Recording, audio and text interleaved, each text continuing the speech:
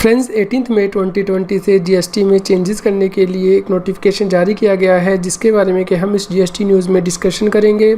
टैक्सहील.com के YouTube channel पर मैं सी सतबीर सिंह आपका स्वागत करता हूं।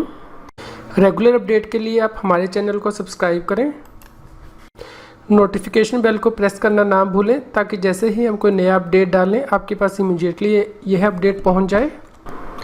फ्रेंड, जीएसटी एक्ट के अंतर्गत notification number 43/2020 central tax issue किया गया है 16 मई 2020, जिसमें कि गवर्नमेंट के द्वारा कहा गया है कि फाइनेंस एक्ट 2020 के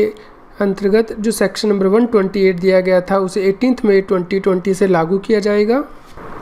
फ्रेंड्स, यदि आप फाइनेंस एक्ट 2020 देखते हैं तो उसमें सेक्शन 128 दिया गया है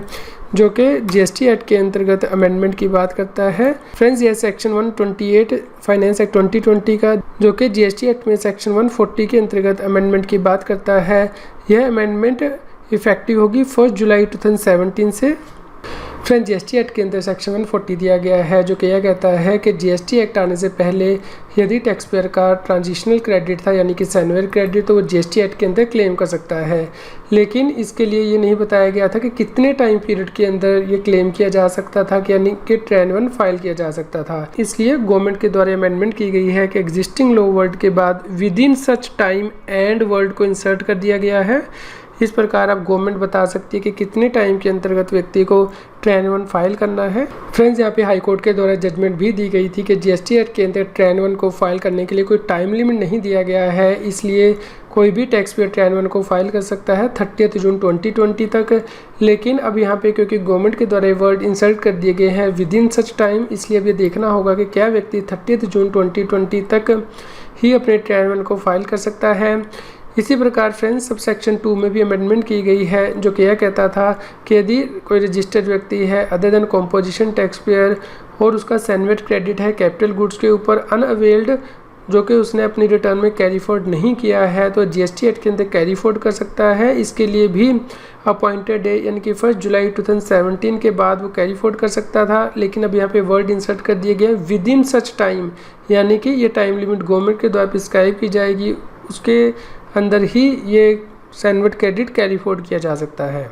इसके अलावा फ्रेंड्स, सब सेक्शन 3 में भी अमेंडमेंट की गई है जो कि 18 मई 2020 से लागू हो जाएगी। ये भी बैक डेट से ही लागू होगी 1 जुलाई 2017 से। यह सब सेक्शन यह कहता था कि यदि कोई व्यक्ति जीएसटी एक्ट आने से पहले के एक्ट के अंतर्गत रजिस्ट्रेशन लेने के लिए लायबल नहीं था, या फिर जो व्यक्ति एग्जम्प्टर गुड्स सप्लाई कर रहा था, एग्जम्प्टर सर्विस सप्लाई कर रहा था, या फिर वर्क कॉन्ट्रैक्ट सर्विस प्रोवाइड कर रहा था नोटिफिकेशन नंबर 26/2012 से सर्विस टैक्स के अंतर्गत, या फिर फर्स्ट स्टेज डीलर था या सेकंड स्टेज डीलर, या फिर रजिस्टर्ड इंपोर्टर या डिपो ऑफ मैन्युफैक्चर, वह भी जीएसटी एक्ट के अंतर्गत इनपुट टैक्स क्रेडिट को कैरी फॉरवर्ड कर सकते थे।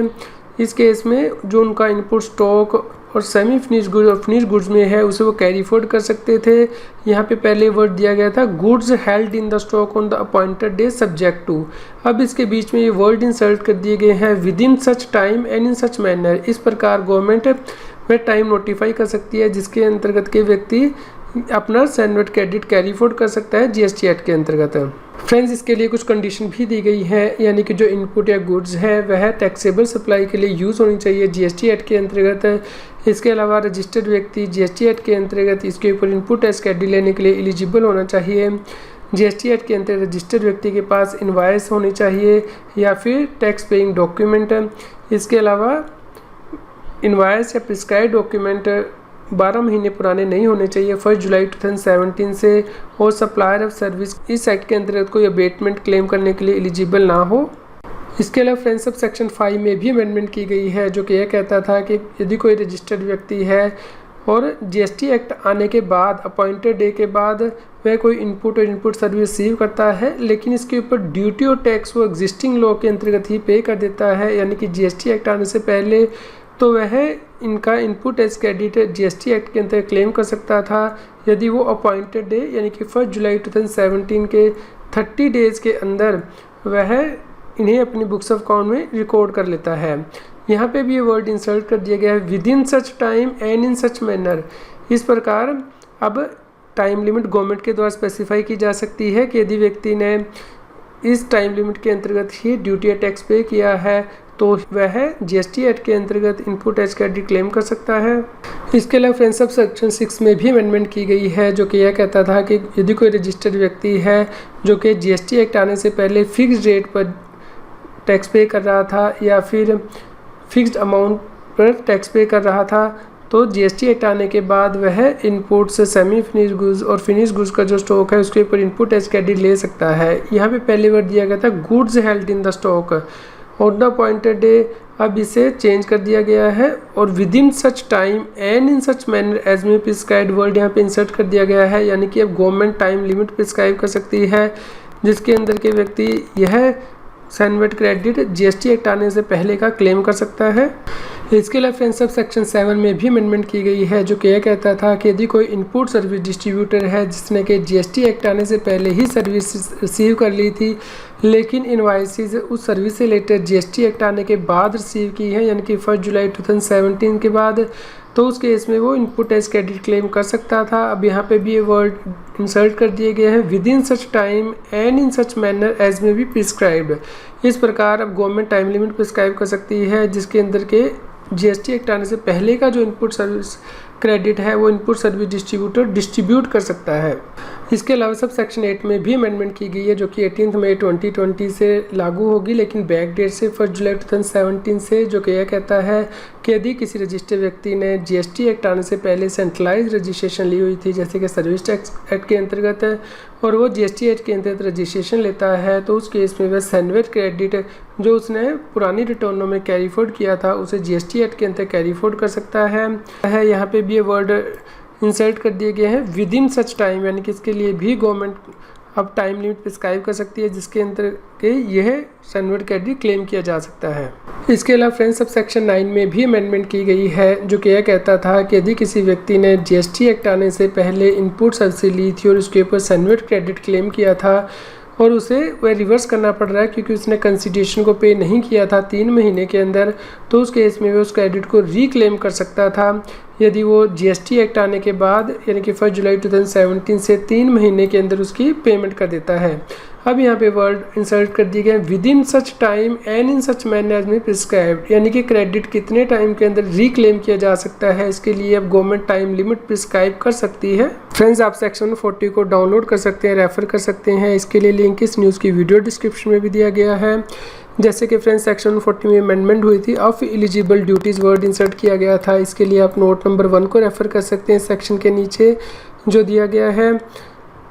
जैसा कि आप अपनी स्क्रीन पर रेफर कर पा रहे हैं। सेक्शन में नीचे नोट्स दिए गए हैं कि कौन सी अमेंडमेंट कब से हुई है। फ्रेंड्स इससे पहले हमने हाई कोर्ट का डिसीजन डिस्कस किया था ट्रेन 1 पे कि यदि किसी व्यक्ति ने ट्रेन 1 फाइल नहीं किया है या फाइल करते हुए गलती कर दी है तो वो 30 जून 2020 तक ट्रेन 1 को फाइल कर सकता है, क्योंकि हाई कोर्ट के द्वारा देखा गया था कि GST एक्ट के सेक्शन 140 में कोई टाइम लिमिट नहीं दी गई है। लेकिन अब क्योंकि गवर्नमेंट के द्वारा ये अमेंडमेंट की गई है GST एक्ट के सेक्शन 140 में, तो इसलिए भी देखना होगा कि क्या कोई टैक्स पेयर 30 जून 2020 तक अपने ट्रेन 1 को फाइल कर सकता है।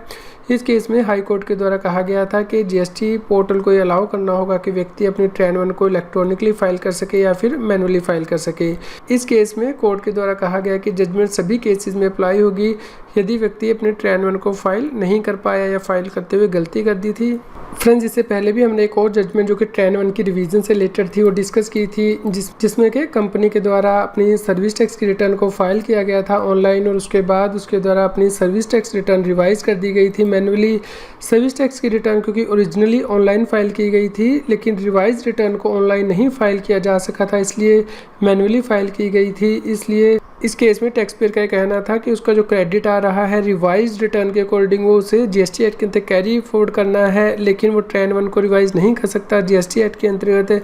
इसलिए उसके द्वारा कोर्ट में पिटीशन डाली गई कि इस केस में उसकी क्लरिकल एरर हुई है और वह अपने क्रेडिट को क्लेम नहीं कर पाया है। लेकिन अब GST डिपार्टमेंट के द्वारा कहा गया है कि कोई टेक्निकल ग्लिच नहीं है GST पोर्टल पर, इसलिए ट्रेन 1 की रिवीजन अलाउ नहीं की जाएगी।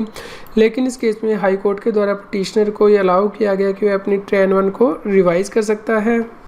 यदि आप टैक्स के बारे में और अधिक जानकारी चाहते हैं तो हमारे YouTube चैनल की प्लेलिस्ट को रेफर कर सकते हैं। यहाँ पे टॉपिक वाइज वीडियो दिए गए हैं जिन्हें कि आप रेफर कर सकते हैं। फ्रेंड्स आपके यदि कोई क्वेरी है तो आप हम ईमेल कर सकते हैं taxil@gmail.com पर। आपके न्यूज़ कैसी लगी कृपया लाइक कीजिए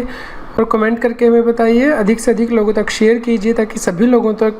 ये जानकारी पहुंच पाए और वो जीएसटी एक्ट के अंतर्गत कंप्लायंस कर पाए। फ्रेंड्स, अब आप मेरे चैनल सीए सतबीर सिंह की मेंबरशिप को ज्वाइन कर सकते हैं, जिससे कि जो एक्सक्लूसिव वीडियोज़ हैं सिर्फ मेंबर्स के लिए, income tax, GST, finance, extra पर, उन्हें रेफ़र कर सकते हैं। फ्रेंड्स, जिन लोगों ने सीए सतबीर सिंह चैनल की मेंबरशिप ली है उनके लिए मेंबर्स ओनली वीडियो का लिंक इस न्यूज़ की वीडियो डिस्क्रिप्शन में भी दिया गया है और सेपरेट से प्लेलिस्ट भी दी गई है, आप वहां जाके ये वीडियो देख सकते हैं।